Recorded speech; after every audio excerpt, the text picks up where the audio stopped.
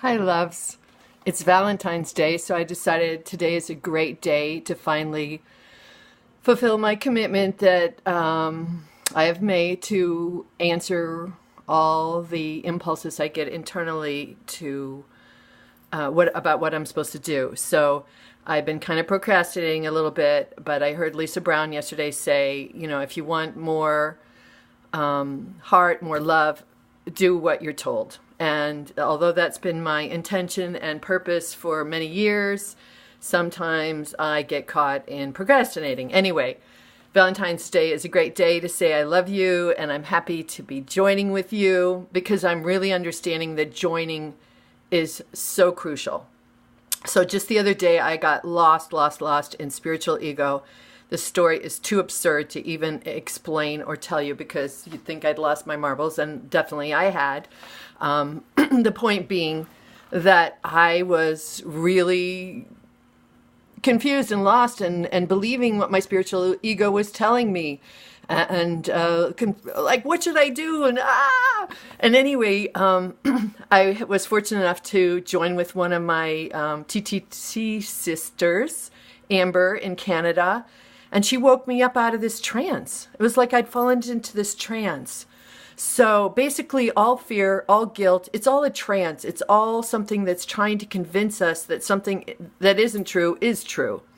So, for example, I'm trying to convince myself that this camera is at the right angle. Okay. So, if we listen to and respond to what our five senses, tell us, we tend to get lost in the story of the ego. And now the ego, to me, I know everybody has their own opinion, but it doesn't work for me so much to think that's Evel Knievel, although sometimes it certainly acts like that. So instead, I experience it as unconscious information that just needs to be surfaced because it's limiting me in some way. It's having me forget the truth of who I really am. It's having you forget the truth of who you really are. So once we wake up and recognize that all fear, all guilt is just a wake-up call. It's just a wake-up call. Hello, you fell asleep. You might want to wake up because when you're asleep, you're doing things that aren't always, working for your highest good. So that's a lot better than slapping ourselves around and thinking, oh my God, I'm a failure, I'm this, I'm that, because of this and that, and I've been dealing with this for 100 years, and blah, blah, blah, blah, blah.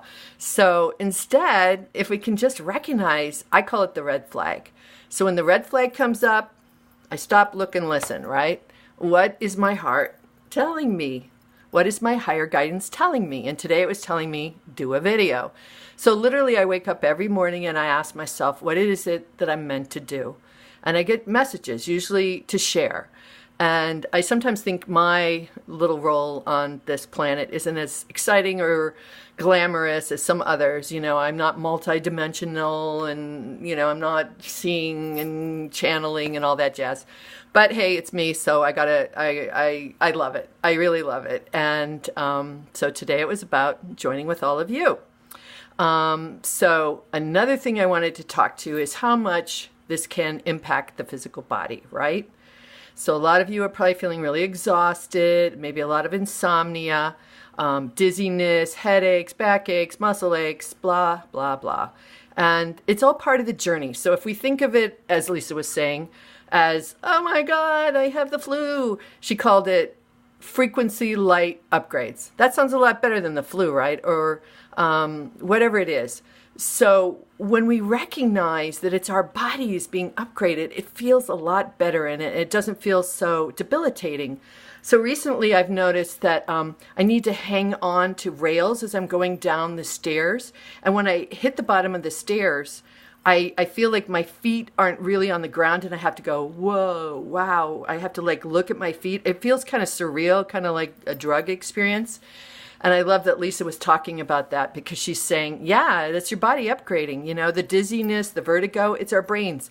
When I'm working with clients and they have something big happening, a lot of times my head will start to swim and it's like I'm picking up how much is transforming in them. And of course, the amazing thing about the work I do is as they transform, I always get the benefit. So that's pretty exciting when you're supposedly working It's really, most of the time, it's pretty much play for me and such a joy. So that's one thing. And the other thing that Lisa had mentioned that I wanted to mention, because I was like, what's up with this? So for years, I needed to lay kind of prone in a hammock. And as you can imagine, that wasn't really my vision for my life, laying in a hammock for a few years. And I noticed that I think my neighbor would kind of give me dagger eyes, like, you lazy bum. And there was, I took it on for a while. I had some guilt, and there's probably still some more guilt, and I need to release to reclaim my innocence. But it turns out that's what my body needed to do, to take in all this information.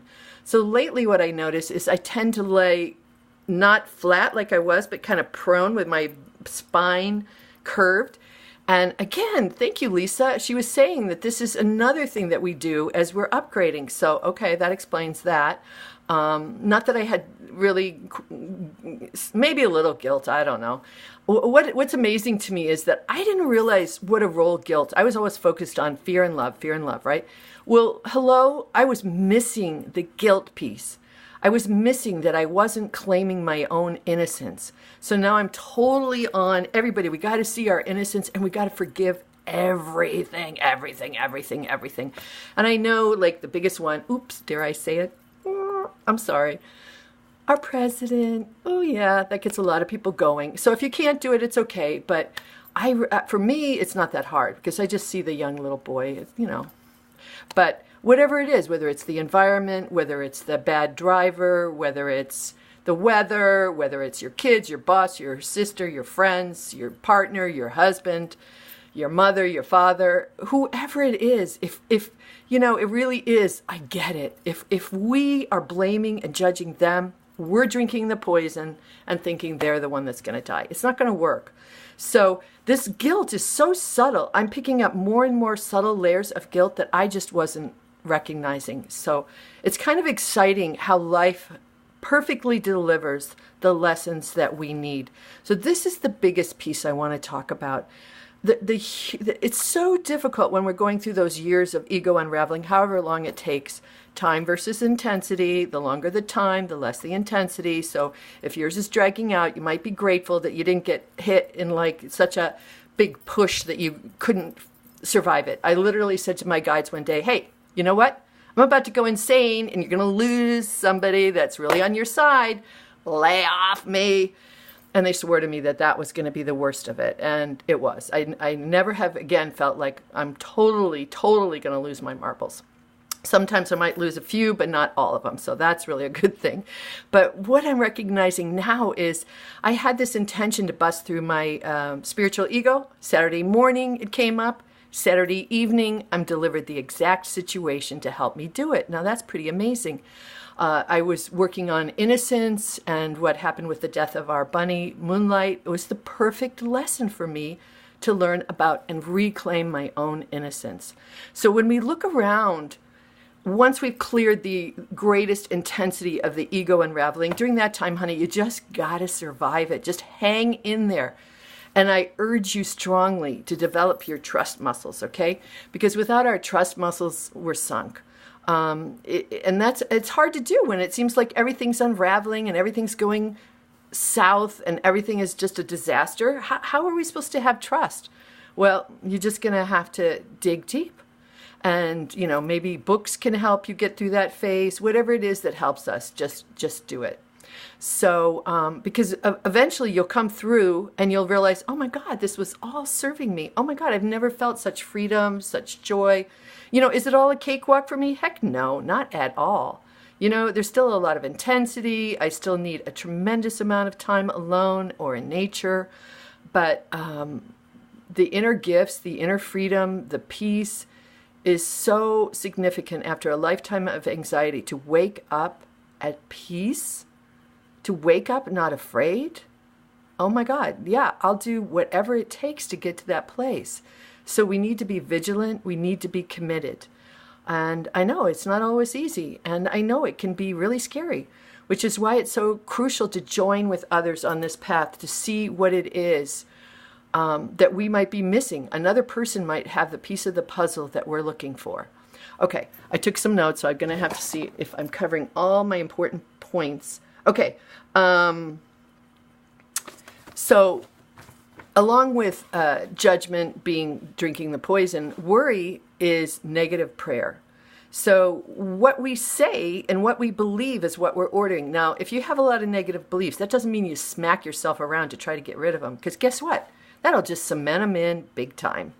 We love the part of ourselves that lost in that false limiting beliefs. And we commit to noticing every time it happens and feeling what arises in our bodies. The body is so vital to this. We feel it. The emotions are coming up. They're toxic. Feel it, feel it, feel it. As you feel it, you heal it.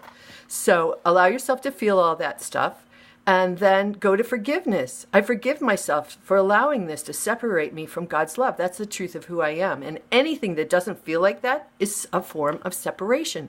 And you know what? There's one problem. It took me a while. I literally read the Course in Miracles, and it's super simple English. I read it for a couple of years. I couldn't understand. I'm like, well, what's the problem? What's the solution? Why don't you tell me? I'm reading this. Help, help, help. Tell me. Okay, I'll tell you. It's straight English. Maybe you'll hear it. Maybe you won't.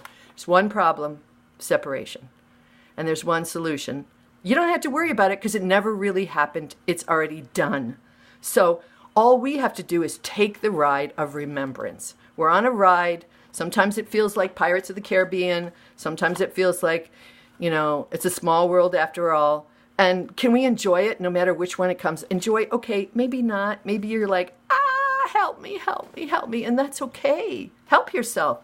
Give yourself some compassion, some kindness, some love, some cuddles, some hugs. And say, honey, my darling, I'm so sorry you're terrified out of your wits. I'm here for you as best as I can. And I know I haven't been a very good role model, but I'm doing the best that I can. Please tell me what you need to make this experience less painful. And then listen and do whatever you hear. Okay, so that's really important. Let me see what else I wanted to cover. Well, you know what? That's good enough because God knows if this thing is going to post. I just saw it's more than 12 minutes long and I couldn't even post a 6-minute video. So we'll see what the gods have in store. Here's what I want to say to you. I want to say to you, I love you. And I've got this. I'm not falling for the trance anymore. I'm not falling for whatever problem you tell me is real. I don't believe it. I don't believe it in my life. I've got plenty of problems to believe are real. I just choose not to. So what I'm going to do is say goodbye to you, extend to you all my love, and wait and see what the mystery has in store for me when I'll be back. I wanted to show you my beautiful view, but no, because I'm afraid this isn't going to post. It's already so long. So I'm going to say I love you, and hopefully, I know Valentine's, Hallmark, it's all fakey. But hey, every day should be Valentine's Day. Every day should be the day that we know that we are loved, because that's the truth of who you are. And I'm holding it for you. I'm holding it for me. I'm holding it in my heart. That's the only thing I know. I love you.